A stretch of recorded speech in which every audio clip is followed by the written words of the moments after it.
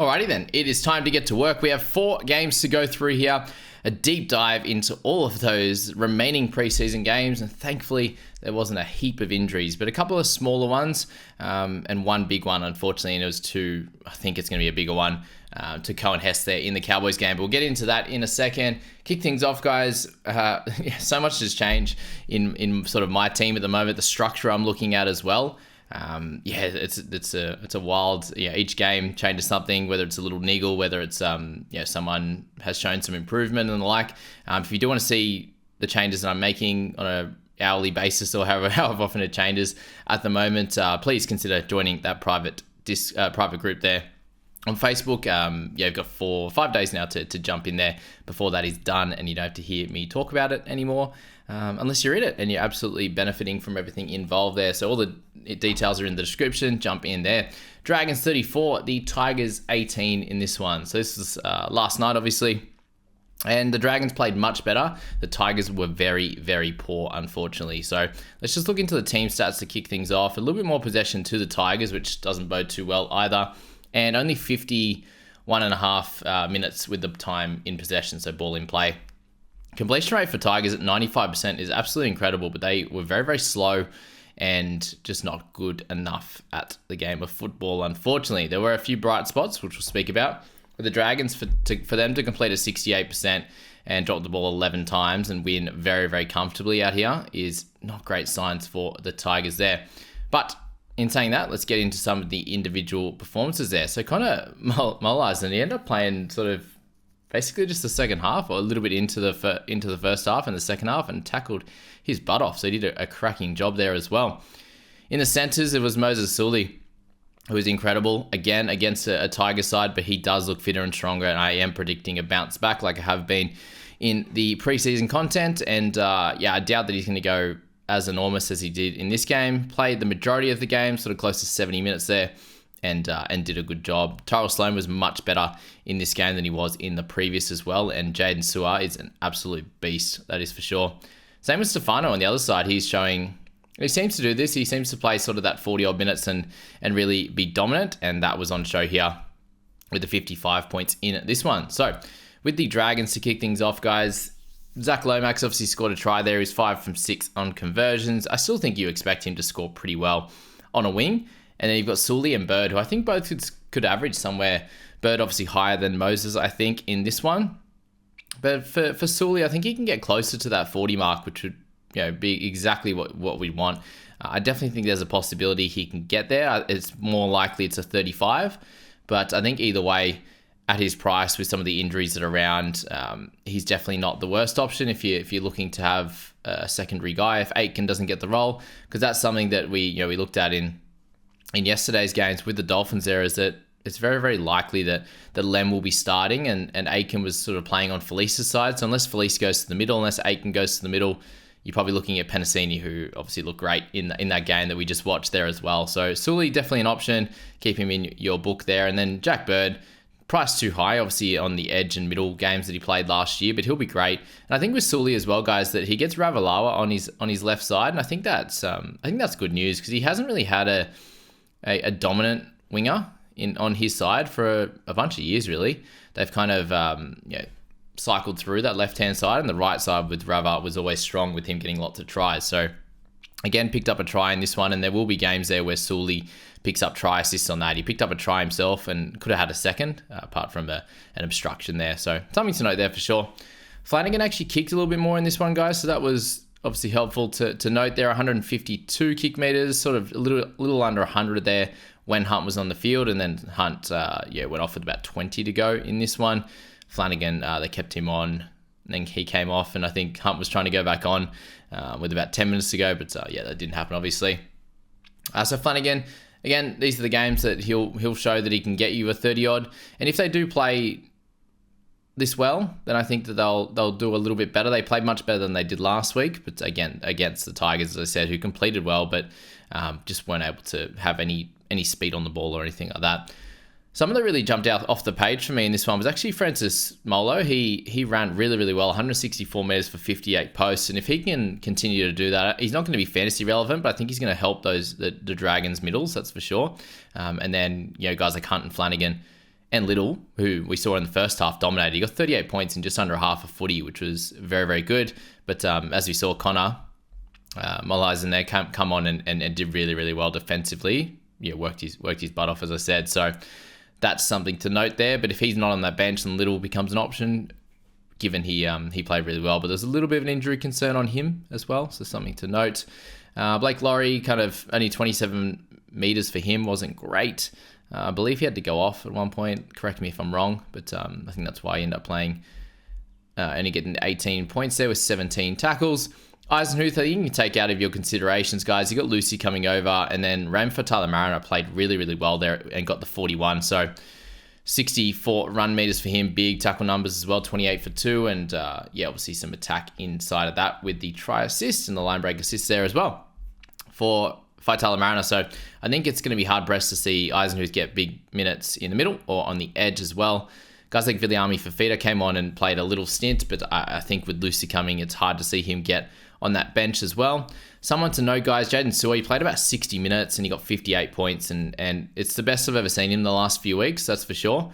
He had a bit of a stretch last year where he was averaging 50 for a good portion of the year, and then fell off a little bit, but 7 tackle breaks for him, loved a crab run, a little Jack Bird sideways special, and then had times where he was running dead straight as well. 21 tackles for 4 misses is where you're going to fall away with him getting the chances of being a 55 or 60 type of guy.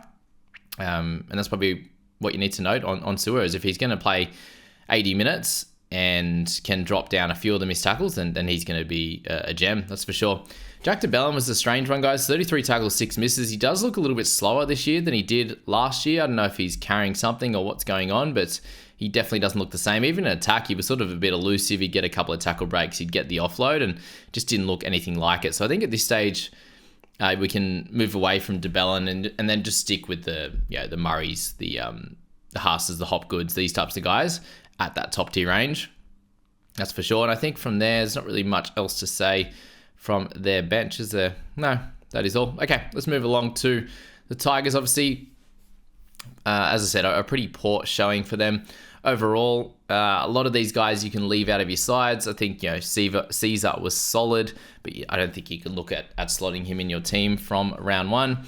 Sullivan, again, had one really good moment where he set up a try. Outside of that, I don't think he was amazing. Someone I think I'm very close to locking into my side is actually Lockie Galvin. He was very, very impressive. I think he was one of their best when he came on the park. It looks like he'll play as that utility guy. He played a little bit on the left edge. He also played a little bit of 6 in there as well. And was influential in a couple of the tries as well. Just showing some good footy now, which is good.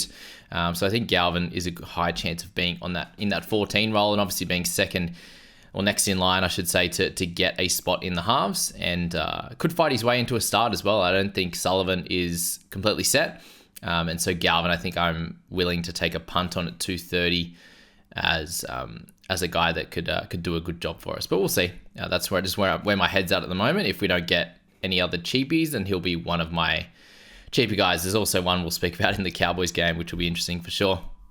Okay, so Stefano, really look good, guys. 187 run meters, 76 post with 10 tackle breaks. So again, you're not going to get that on a weekly basis.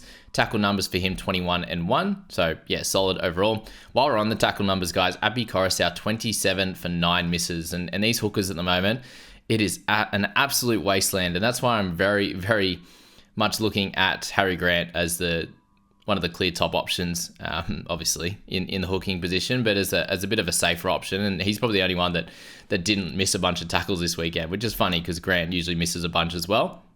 But he has the upside on top, the attacking upside on top of that defensive workload in a strong side. So Appy definitely didn't show in this game why he would look to pick him up, and the Tigers didn't either. So really, you need need the Tigers to be improving, and it's very unlikely at this point that that's going to be the case there. So I think for me, Appy can be left. But I know a lot of people are interested in him, and I wouldn't push you away from it. Let's just say that. Isaiah Papali'i was solid, guys. The 86 run meters was fine. Obviously, the defensive numbers, though, 31 tackles for 6 misses. Again, not exactly what you're looking at against the Dragon side as well. Most of these guys should have pretty good Tackle numbers, obviously a few of the crab runner guys in the sewers, but he was on that same side as Sully Sewer. So yeah, him and his mates out there in Stafford Toa couldn't tackle him. So couldn't tackle them. So that's a bit of an issue. And Ravalawa as well. I think that's going to be a really, really solid side, and it probably helps out Flanagan as well at left-hand side for the Dragons. So keep that in mind. Isaiah, have a watch party on him. Asukupawa just looks like a really good footy player, but yeah, that's about all we need to say on him at this point. I think Bateman will be back in time and he'll be good to go for round one. Alex Seyfarth, guys, was a very interesting one with him because he ran the footy plenty, but I thought at 13 he was going to be a bit more of that ball player, but every time they seem to pass it to him, he just go, nah, and then just run straight, which is obviously good for us as fantasy players, but he played some decent minutes out there, and still defensively he's missing tackles, so 24 for 4. He's not really going to have a big tackle breaking type of game. He did have one offload in there and one tackle break, which is cool. But yeah, 35 at that price is still making money, but it's not an absolute slam dunk. So I think we can watch him, to be honest with you, from round one.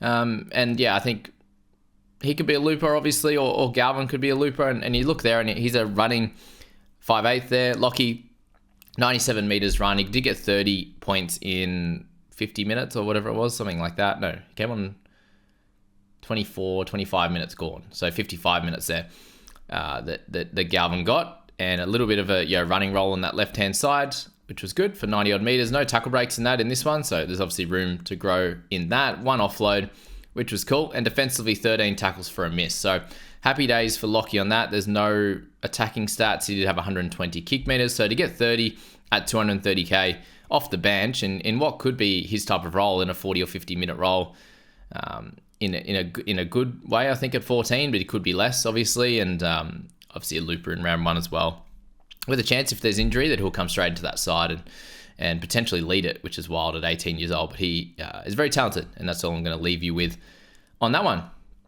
For Neil Pole, he actually had a really great effort of a game, 136 run meters there with a line break. So yeah, something to note with him. And the defensive stats were okay with 3 misses with 22 makes. The rest of the guys on the bench, that Heath Mason had a lovely try in that one as well. That was good to see him come out and sort of just finish off this game and do a great job. That's probably it on the Tigers, guys. Let me know your thoughts on that game. If you got any stocks in Dragons, guys, if you got any stocks in Tigers players, and let me know where you're at. All right, let's go to the Panthers and the Wigan Warriors. And just there, the GOAT, Isaiah Yeo. How bloody good is that man, isn't he? So this was played in the wet, guys, so take from that what you will. But this was, time in possession was much higher there at 57, or just over 57 minutes, compared to the 50s and the 53s in the preseason trials that we've seen. The completion rate for Panthers is pretty low compared to their stock standard, and the Warriors there at 86%. So congrats to them. They had less time in possession and were able to get away with the win in this one. So congrats to them. I suppose a few things to note out of this, that the Panthers attack was some of the worst I've seen. It was very strange that, they were able to, it kind of worked in certain ways. Like they had heaps of opportunities to attack, and they were like running the footy on the last, and a lot of time was like through the middle or like a short ball, and it kind of happened too many times for it to be like an accident, and which just meant that they were turning it over 10 out, 20 out with a set defensive line, and Wigan were sort of kicking out at their end a lot, which allowed Panthers to stay in this game, but they were very, very clunky in attack, and very similar to that from last year. So hopefully they can sort that out a little bit, and our captain Cleary can go back to doing great things. But just something to note there, that it was in the wet, so I just love the chants over there and stuff. It's good footy to watch, that's for sure. And a few ex-NRL players that, Jay Field absolutely loves a goosey, that's for sure. And Bevan French had a terrific cutout ball for that first try as well. So very impressive from those two guys who didn't really fire a shot in the NRL, but absolutely dominant over there in England, and they did really, really well against the Panthers in this one. So congrats to them. Congrats on the win. They absolutely deserved it. They played really well. And then Cruz Leeming, who played for the Titans last year or the year before, picked up a try back on the inside as well as their bench hooker. So, yeah, congrats to them on that one. Let's go to the Panthers now. And Dylan Edwards looked really, really solid. Obviously, the runs, 25 runs, guys, 288 meters. For those that, I'll point you out, Callum, that picked him up when we're talking about, oh, he could be like the superstar keeper for the rest of the year, Dylan Edwards, and then he absolutely fell off a cliff. So this would absolutely kill you, because this is what he was scoring and the run meters he was looking at in the first, sort of half of the season last year, and 12 tackle breaks in that. So yeah, incredible for Dylan Edwards in this one. Hopefully that's something that we continue to see. Big news here, guys, was Taylor May with 52 points. So that was all in base, really. So he had one line break, 175 meters run, 8 tackle breaks in that. So he has absolutely lost nothing with a couple of offloads and 11 tackles for 0 misses. So can we say he's a good center? I think we can say that straight up. And that's his first game there, and he absolutely did a cracking job. Worked hard out of his own end, and was great in attack without. Sorry, you almost saved that. Did you almost save that final try as well? Yeah, it was very, very... No, you almost scored the final try, I should say. Wild.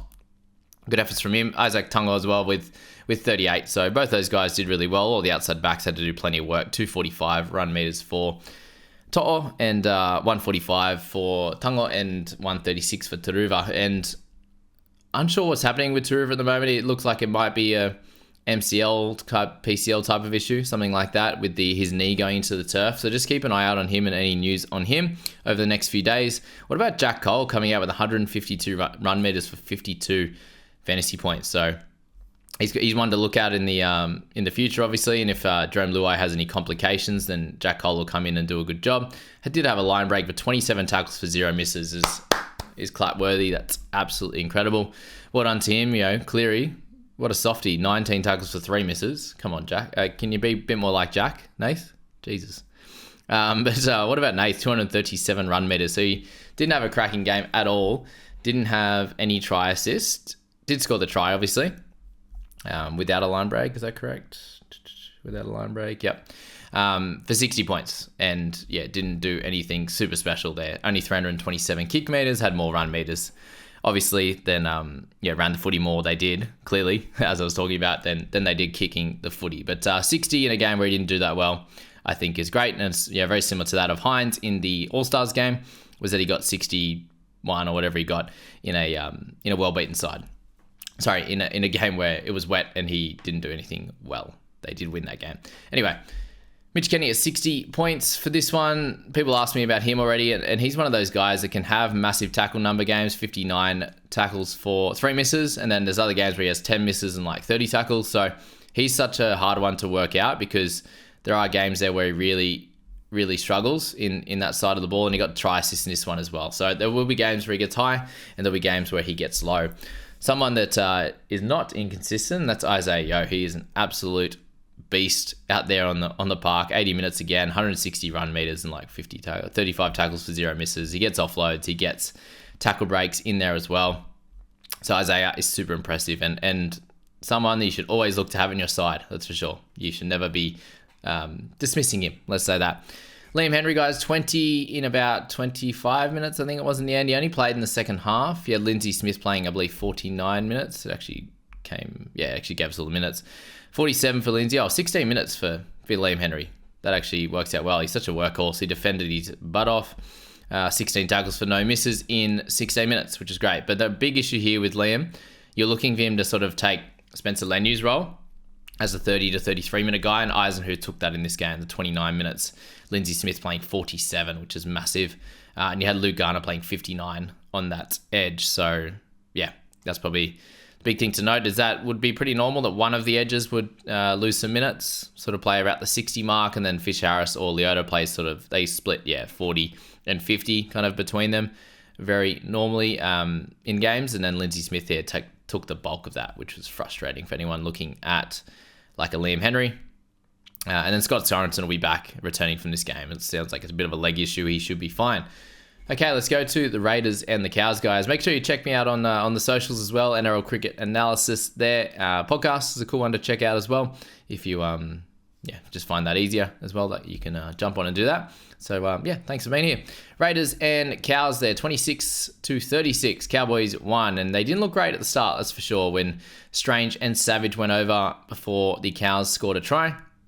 There were some good signs, there were some bad signs. So for the Raiders, let's kick things off actually with those stats there. And time of possession, 54% for Cows. You had the ball in play for 46 minutes. 45, 46 basically on the dot, which is 10 minutes less in play time than the game we were just talking about in the Panthers game. So 74% completion, 76%, 9 errors to 11 errors, so 20 errors in total is plenty, and something we don't want to be seeing from any of these teams come the next game in round 1. Most tackles, this will tell the story, guys. 26 and 25. So a very attacking style of game. Lots of errors in that as well. Lots of points put on, given there was 62. So yeah, don't take too much stock out of this. My big thing with Robson, guys, is that I felt like he looked very, very similar to the back end of last year. Did miss a couple of tackles. It's just more the thing is, like, if he's not averaging sort of 40 odd tackles, where is he going to get to a 50 score with only a few runs and then his missed tackles and the like? So I'm going a little bit cooler on Robson after this game. I just don't think he looked any better than he did in the back end of last year. So that's just my current thoughts at the moment. Helam Lukey will speak about in a second. How good is being on that right wing for a left to right drink water pass, that's for sure. And we'll speak about Thomas McKaylee in a minute. That's for bloody sure. But yeah, condolences to Cohen Hess, and very much hope that he is okay, or it's only sort of a 4 to 6 week MCL or PCL or something like that, and not an ACL, please. But he knew it was bad, basically. He wasn't happy on the park there, that's for sure. We had a few tries there, obviously, to, Strange had a lovely one himself. The big news with Ethan Strange, guys, is the fact that he got sin binned, and it was a dumper tackle on, who was it? On his head. I can't remember who it was now. McIntyre or something. But he was doing really well, and I think he would have won the 6th spot. He looked better defensively in attack. He looked great compared to that of Weeks. And I think he'll be out for a few weeks, unfortunately. We'll see what happens at Judiciary for Tuesday, and if he's going to be in or out of this side come, next week's team list, basically, in a week and a half, which will be the next one. I can't believe our team lists are in 2 days. That is incredible for Vegas games. James Schiller came back to earth, didn't he? Won in this one. He had a bunch of missed tackles and penalties, not good in that one. All their outside backs weren't amazing, except for Timoko. He had a really, really good first half, and then, really the whole Raiders team was super low in points and the like in the second half. I don't know how much you can take out of that, given that there was so much free flowing and the Raiders weren't able to do too much themselves. Looks like Weeks now will have that spot in the 6 jersey. Like, he had some good moments and stuff, but I think Strange was better. So that's probably our main worry there, is how many weeks Strange is actually out for. Does he actually get cited? Or do we actually get him for round 1? That's a bunch of questions to have, and I think Strange has the jump. But after he got sin bin, he didn't get put back on, so not sure what that means, Stiggy, but let us know. Danny Levi, I think he's out of our contention at the moment. He kind of made 7 tackles in his time out in the park. Ran the ball, once for 11 meters. I just don't think you can rely on Danny Levi, even though he's 280-something K. Morgan Smithies look really good, guys. He only played the 1 stint, so it was 23 in about 26 to 27 minutes. He was off somewhere in that minute there. By the time I saw him come on the screen, he wasn't on the screen anymore. That's where it was. So really, really good at that. Defensively was awesome. He ran for 50-odd meters and 20 tackles for no misses. Expect that in round 1, but a 520K, I just think you can leave him and watch him at the moment. That is for sure. Who else do we need to speak about? No one else in that starting. Well, I suppose Xavier. Just low points. It's going to happen. He scored a try in this one and got low points. And we're looking at sort of Nick Kotrick now had a pretty good solo try, but without that, he would have been like an 8. And that was a pretty soft defensive effort. So I'm not expecting that regular. And it was through the middle rather than being on the edge or in the centers. Trey Mooney looked really, really good, guys. So he worked hard as well. 23 tackles, 1 miss. And he looks like he's improved as well. Something to note with him. Chevy Stewart got 16 points. He was okay. You got Atta Mariota. Was out there doing good things. So are all these forwards, guys. You've got so many forwards on the Raiders, which is incredible.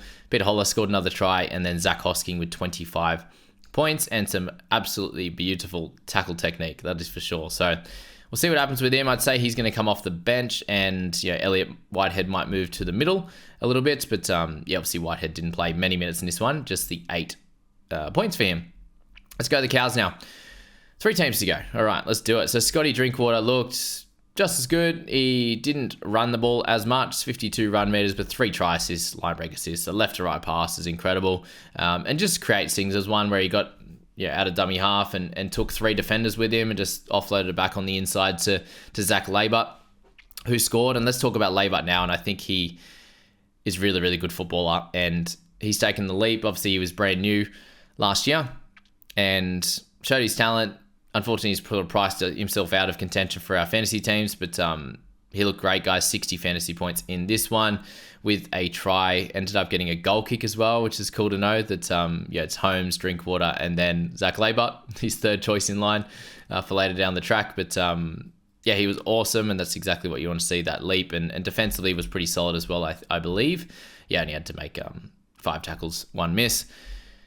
Dearden, I didn't see much difference from him, to be honest with you. And Chad, they weren't really the guys that led this thing. Was on the back of sort of Drinkwater and that right-hand side was really, really strong. Obviously, Drinky, Kyle Felt scoring 3, could have been 4 or something like that. So that wing spot is the best, whether it's Felty or Valame. Both are going to get good fantasy points. Not enough to buy in our teams, but yeah, that's that. Who else we got? Robson, the 23, and he played sort of, 50 minutes? 50? Yeah, I think just about 50 minutes. He came back on the second half for just a little bit and then went off. But he was sort of under 20 at halftime, and that's not good. Tamalolo, I just didn't see the big jump that I wanted from him. 92 run meters for 28 post contact. I don't think you can select him in your side at that price. Hillam Lukey at 41 points in the end, guys. The big thing I noted with this, and what they haven't done in previous years, was give him good ball and early ball. He is going to terrorize some teams. This one wasn't. They actually defended him really well. Ethan Strange was on him for a decent amount and defended great in that first half, and they missed a couple on him later, but 168 run meters, 18 runs there. He only had 4 tackle breaks, and some other days that'll be like 10. He looked great. Probably a good thing that he didn't score incredibly well in this one. He played about 60 minutes as well. Came back on at the end, just for a 5 or so. So about 50 in the first, 55 to 60, I think it was in total. But if he scored a bunch of tries and stuff, I think he's going to be higher owned. I think he'll slide a little bit more under the radar for those that want a bit more of a pod. But 17 tackles for 0 misses is massive in our thoughts for him. Robson had 2 misses early. I think it was 12 makes, 2 misses, and it was a bit frustrating to even see that, and just brought back some memories from last year. That's for sure. So Lukey is firmly looking to be in my side under 500k. But again, we'll have to see how things go. Cotter there, 38, and he played about 50 minutes, so just under. I don't know if did he go off right at the end? I'm not exactly sure, but he played the first 25 minutes and he came on with 25 to go. Actually, that might have been right. I think, actually, that's right. He came off with about 6 or 7 to go. So 40 odd minutes for 38 points there. And obviously we're hoping for a little bit more. Obviously with him, you're looking for him to be closer to the 50 mark. And in that case, we do need 55 to 60 minutes. And I think with the injury to Hess, someone has to step up. And I don't think it's going to be Tamalolo. I think it needs to be Cotter. He actually looked really, really fit. He got an offload away, got a tackle break early. So happy days with that hit out for Cotter. And I think he will be a good selection in our sides. And I think, you probably only have one in that sort of price range, whether it's him, it's Elliott. So we'll have to find out which one I'm deciding to pick, but it would be fun to have someone. If I'm not going to go with Robson, I think that having Cotter, having Lukey could be helpful in this side. That looked still a bit on and off, to be honest with you. But the big news story here is the bench. Oh, and by the way, I absolutely love Tom Chester. He's officially, obviously, we love Lukey, we love Drinky, Laybut, but Tom Chester, I absolutely love how much effort he puts in it. And I wish that the rest of these Cowboys put as much effort into the game as he does, and we would be an absolute belter of a side. So played a little bit of fullback, a little bit of center as well when Val went off. Just worked really hard, and he, that's exactly what we want, that work ethic. Sam McIntyre came out and worked hard. He seems to be defensively very sound this year for the Cows, which is good. Picked up 30 fantasy points. And the big one here is Thomas McKaylee. Not in the fantasy app yet, but he has taken a massive leap from his time at the Tigers. And God, he was fighting for a top 30 spot anyway.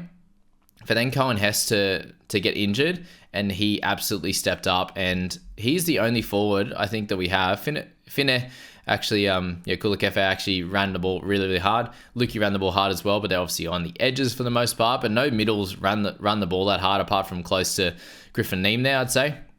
But McKaylee is absolutely needed in this side, whether it's a 30-minute roll or what. 15 minutes either side of halftime. I think he is an absolute must in this side, and he should be earning a top 30 spot with Lucy going as well. 62 fantasy points for 2 tries in there and a line break. with defensive numbers of 11 makes for 1 miss. As I said, no real big tackle numbers, so he'll get a few of them as well. But running the footy, he was incredible. He'll get you some tackle breaks and the like there, which is exactly what we want. So Michaeli, I'm leaving a spot open in my side currently for him at close to 230k, I hope. 250 or whatever it's going to be. And he'll be in that side for sure. That's where we're at.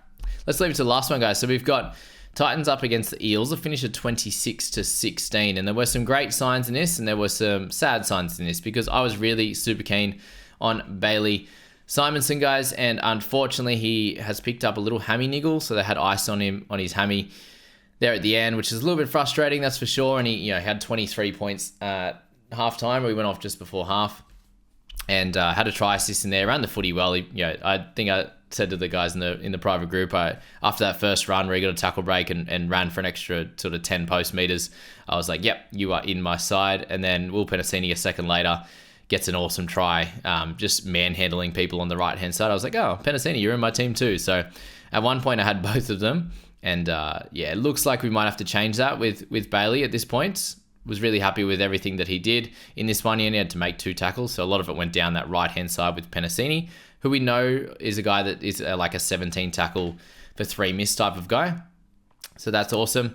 With Penasini, that's probably where I want to start, guys, is with Will. So I've taken Simonson out of my side. I'm actually looking at Sean Russell now with the dual position. So I did want someone that had centre and wing fullback dual, just to cover both, with Keeney being out in round 2 and the chances of like Ben Trbojevic being out of this side eventually and stuff like that. I want that type of position, and Sean Russell does match that type of spot there, and he looks like he's improved definitely, Sean Russell. So he scored a try.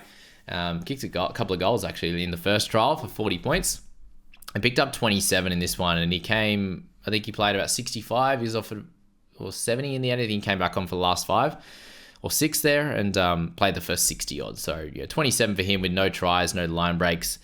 Tackle numbers were high as well. I was very happy with that. 10 tackles for 1 miss. I think one of them he was playing centre at the end there, but 9 tackles and a miss. Him and Penasini look really strong defensively on that side. And you've got the GOAT of NRL fantasy out on that right edge. And if you can remember who that is, and if you got memories of the party from last year, then you know what I'm talking about. And dare I say, is the great Bryce Cartwright, the Cardi Party, undervalued? I'm going to say yes. I think he is. Anyway, that's may as well. Let's talk about him now. He was incredible. He ended up getting, what did he get? 49. No, what did he get? 49. 49 in the end. He actually lost a bunch of points near the back end here. I think he missed a few tackles in the end, yeah. But he was crushing it. He was like 53 at halftime and then ends up at 49. So you'd imagine that in a game that matters, let's say. Madison, who didn't play. So maybe there's an issue with Madison. Like he didn't even, he was in the 18 and that was that. So maybe he just, maybe he's carrying a niggle or something. That's why he's not there. But Cartwright, I'm going to say he's undervalued at a 46 average or whatever he is. I think he's going to be a 53 point scorer this year. So if you are interested in going for him, the offloading king, then do so. But that means you could have like Penasini, you could have Hopgood, you could have all of them, right? But we can't have them all. That's for sure. Hopgood, while we're there, guys, 69 points with a try, 226 meters. He is an absolute workhorse. Love his work. 2 tackle breaks, 31 tackles for a miss, 3 offloads. Yeah, 3 offloads as well. So he's a top tier gun, guys. A dual position legend that might not play Origin. Definitely keep him in your thoughts, that's for sure. What else we got? Sivo, I just don't think you can take, guys, as a cheapie in the wing fullback. Gutho, good to see him out playing. A lot of talk of him going through some niggles and different, I think he had an off-season surgery or something, so good to see him out there. Dylan Brown, he tried really hard. That was the big thing with him. He looked like he was out there trying a lot. That left-hand side, not very strong, guys, for the most part. They got 1 try down there. Simonson, they spread it well, but a lot of that, when they've got their strength down the right-hand side with Moses, with Cartwright, with Penasini and Russell, it's a really, really strong right side, and I am worried that how much they'll go left. And that's, slots straight into Sean Lane. He ended up, scoring fairly well fantasy-wise coming off the bench. So if he's not playing 80 minutes and they're going to, have Kelma Tuolangi on there and not start Lane, that is a big worry. And you can't start with him if that's the case. We'll obviously see how that plays out and if Kelma is actually named to in these, 17s and the like. But for Sean, over 100 meters, 22 tackles, 1 miss is a good tick. But yeah, if he doesn't get the minutes, you can't pick him. It's as simple as that. Mitch Moses, let's just look at this, and that's all you have to answer. 5 makes in tackles, 7 misses. And there you saw a bunch of games last year with that, and that unfortunately is just not good enough. And I think a bunch of them was off both for more earlier in the game. I looked at it, I was like, 3 tackle breaks. Didn't even notice he had that. I think he ended up with 5 or 6. A lot of that was on Moses. So that's not good enough, and that's what's going to kill a lot of his fantasy scores, even with his great kicking, his goal kicking, his putting on tries and the like, which he naturally is always going to do. Those missed tackle numbers are going to be absolutely killer if that happens every sort of 3 or 4 weeks, which it does. So he'll still be really good. The big news out of this one, guys, is the Eels looked great. They should have put this game away even more, but they didn't, and whatever, it's a trial game. But I think they're going to bounce back really well this season. That's the big news out of this.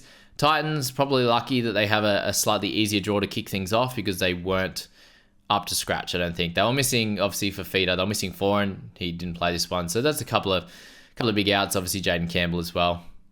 And they had Tino, they had Mo. Tanner, kind of, awesome try assist. We'll talk about Tanner in a sec because there's some interest there as well, which is funny. But I suppose the big news here now, guys, is like the Lussick and the Hands one. Do we actually get one of them in this team, or do they minute share? And if they minute share, we can't touch them. Lussick started really poorly, had like 8 points in his almost 40 minutes. Hands come on with like 5 minutes to go. End up with 20. He got spelled again, and Lussick came back on after being 8. That's well into the second half. So he worked hard in that second stanza, and end up with 30 tackles for 1 miss, which was good. Brendan Hands 20 tackles for 1 miss. So both those hookers not missing much, which is great news. But yeah, if one of the other guys named on the bench, we can't start with them. I just don't think we can do it. That's for sure.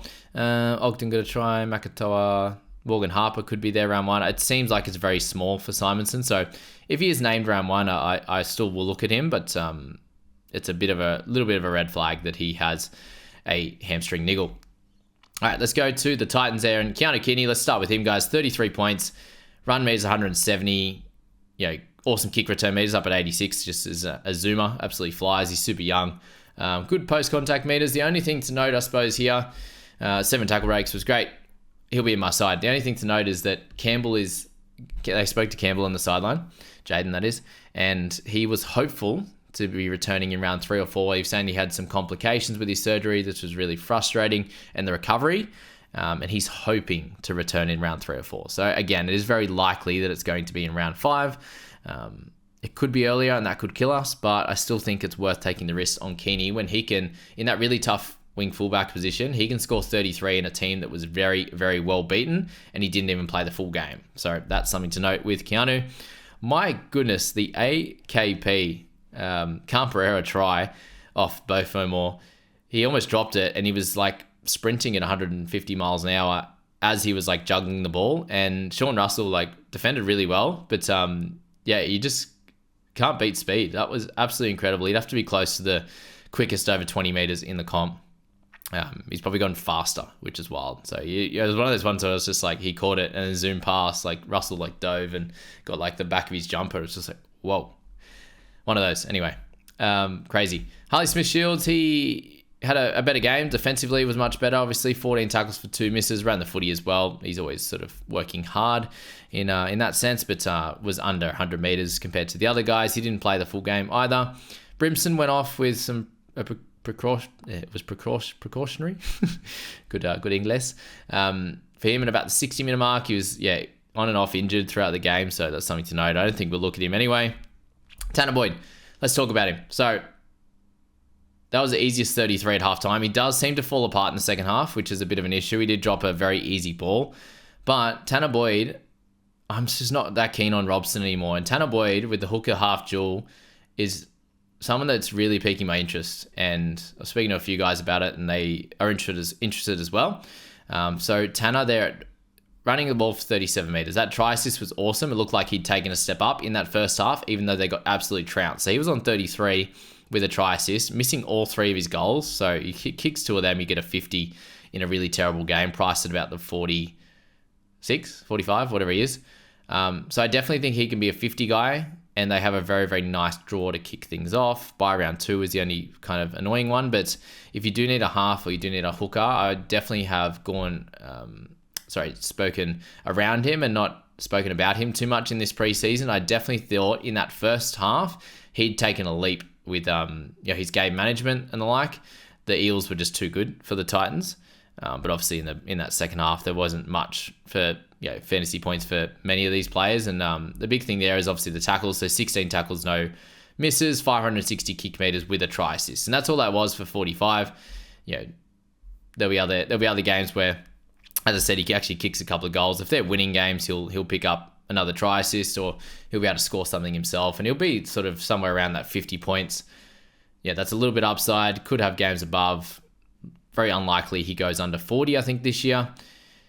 He's not, Foran's not going to kick for obviously more than 0 than what Weaver kicked for.